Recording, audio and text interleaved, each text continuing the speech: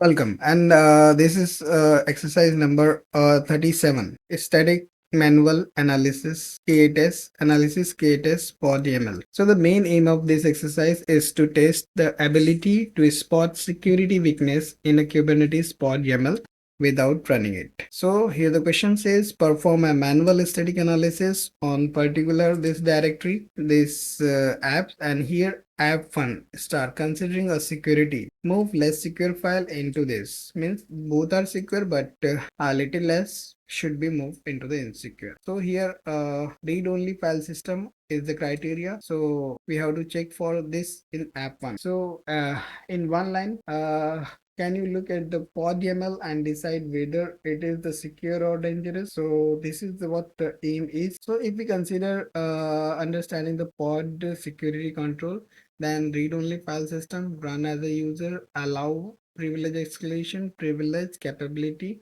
Those are the things. But here enforcing a read-only file system can make a container more secure. So from this criteria we should do. So here solution is also given, but we have to go to this system, means this direct. So cd slash root apps ls. So here are two. So this is the app one and this is the app. So we have to check whether the read-only file system is there or so. I'll cat this app one and you'll see here read-only file system is true. So it is the secure one. So here copy and then cat. So here you are not finding that read-only files. So read-only file system in above this is the root-only file system is true. This is enforcing a read-only file system and making a container mode. So this we don't move. Now we'll cat this file, and here I am not spotting any read-only file system. So this file to be moved in the section. Here also if you see that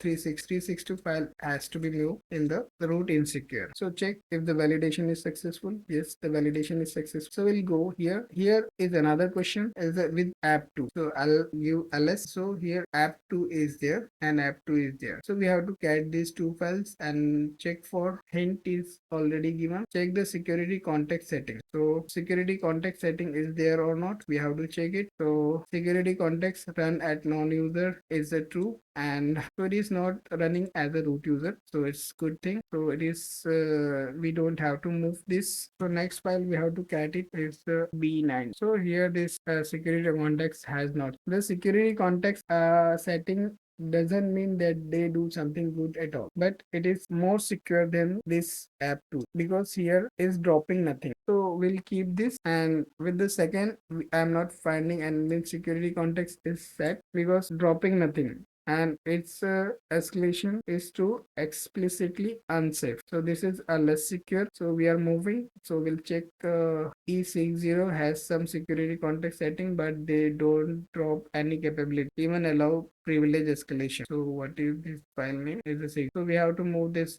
as a p. Let's check whether the things are yes validation. Now here is the third, and another tip is a security context larger file search setting like security. So now we are considering for app3.